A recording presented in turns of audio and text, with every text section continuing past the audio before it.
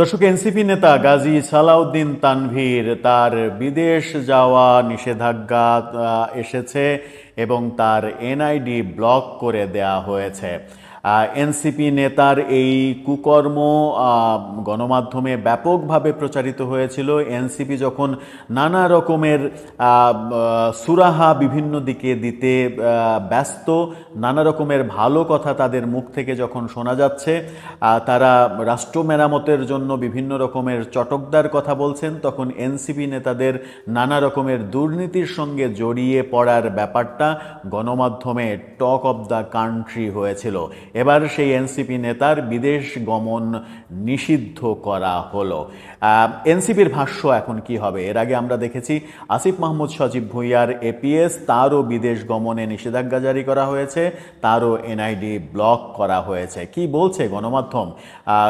এই প্রেক্ষাপটে এনসিপি বা কি বলবে, যারা এতদিন নিজেদেরকে দুধে ধোয়া তুলসী পাতা হিসেবে জাহির করার চেষ্টা করছিল? বৈষম্য বিরোধী আন্দোলন পর্যন্ত সবই ঠিক ছিল, কিন্তু এনসিপি দল গঠনের প্রক্রিয়ার পর থেকেই দেখা যাচ্ছে তাদের বিভিন্ন নেতা কর্মীর নানা রকমের অসাধু কর্মকাণ্ড। তারই একটা বড় উদাহরণ এই গাজী সালাউদ্দিন তানভীর। কি বলছে গণমাধ্যম? বলছিলাম, এনসিপি নেতা গাজী সালাউদ্দিন তানভীর তার বিদেশ যাওয়ার উপরে নিষেধাজ্ঞা জারি করা হয়েছে। তার যে জাতীয় পরিচয়পত্র, সেই জাতীয় পরিচয়পত্র ব্লক করে দেয়া হয়েছে।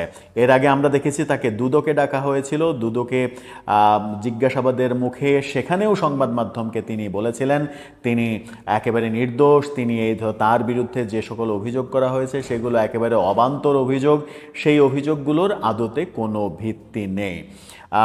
সেই অভিযোগগুলোর যখন ভিত্তি নেই তিনি বলছেন, তখন দুদকে জিজ্ঞাসাবাদ করা হয়েছে। এবার তার এনআইডি ব্লক করা হলো, দেশ ত্যাগে নিষেধাজ্ঞা দেয়া হলো। সংবাদ মাধ্যমের এই খবরটা আপনারা দেখে নিতে পারেন।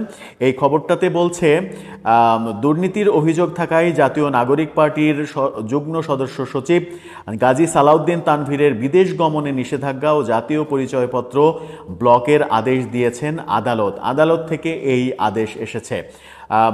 আজ ঢাকার মেট্রোপলিটন সিনিয়র স্পেশাল জজ জাকির হোসেন গালিবের আদালত দুদকের আবেদনের পরিপ্রেক্ষিতে এই আদেশ দিয়েছেন। দুদকের জনসংযোগ কর্মকর্তা আক্তারুল ইসলাম গণমাধ্যমকে এই তথ্য নিশ্চিত করেছেন। এদিন দুদকের পক্ষে সংস্থাটির সহকারী পরিচালক এস.এম.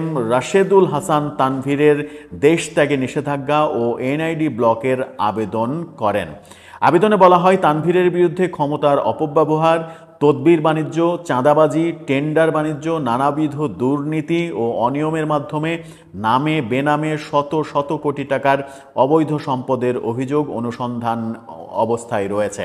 অভিযোগ সংশ্লিষ্ট ব্যক্তি দেশ ছেড়ে বিদেশে পলায়ন করতে পারেন বলে অনুসন্ধানকালে বিশ্বস্ত সূত্রে জানা গেছে। অর্থাৎ বিভিন্ন খবরে জানা গেছে যে তিনি দেশ থেকে পালিয়ে যেতে পারেন। অভিযোগের সুষ্ঠু অনুসন্ধানের স্বার্থে তার বিদেশ গমনে নিষেধাজ্ঞা ও জাতীয় পরিচয়পত্র ব্লক করা একান্ত প্রয়োজন। এই আবেদন জানানোর পরে আদালত তার বিদেশ গমনে নিষেধাজ্ঞা জারি করেন এবং তার এনআইডি যে জাতীয় পরিচয়পত্র সেটি ব্লক করে দেন। এর আগে আসিফ মাহমুদ সজীব ভুঁইয়ার এপিএস মোয়াজ্জেম তার বিদেশ গমনে নিষেধাজ্ঞা এবং তার এনআইডি ব্লকের ঘটনা আমরা দেখেছি। এই যে একটা দরবেশ ভাব তার চেহারায়, গাজী সালাউদ্দিন তানভীর আওয়ামী লীগের একজন দরবেশ দেখেছিলাম আমরা, যাকেই একমাত্র বাংলাদেশের দরবেশ হিসেবে, রাজনৈতিক দরবেশ হিসেবে আখ্যা দিতেন অনেকে। এবার এনসিপিতে একজন দরবেশের আবির্ভাব হয়েছে, যিনি কোটি টাকা দামের গাড়ি থেকে নেমে দু হাতে টাকা বিলান এবং সেই টাকা কোত্থেকে আসে, ছাত্র থেকে এসে এনসিপি গড়েই এই গাড়ি কোত্থেকে পান, এত টাকা কোত্থেকে পান, বিভিন্ন দপ্তরে গিয়ে কোটি কোটি টাকার বাণিজ্য কিভাবে করেন, চাঁদাবাজি করেন, এই কাজগুলো যখন করেন এনসিপি তখন ভালো ভালো কথা বলছে এবং নতুন রাজনৈতিক বন্দোবস্তের কথা বলছে। এনসিপি তাকে সাময়িক বহিষ্কার করেছে, কিন্তু তার ব্যাপারে খুব একটা সরব হতে দেখা যাচ্ছে না। শুধু তিনিই নয়, এনসিপির অনেক নেতার বিরুদ্ধেই নানা রকমের অভিযোগ রয়েছে, যে অভিযোগগুলো তদন্ত করলে কেঁচো খুঁড়তে সাপ বেরিয়ে আসবে বলেও অনেকে মনে করেন।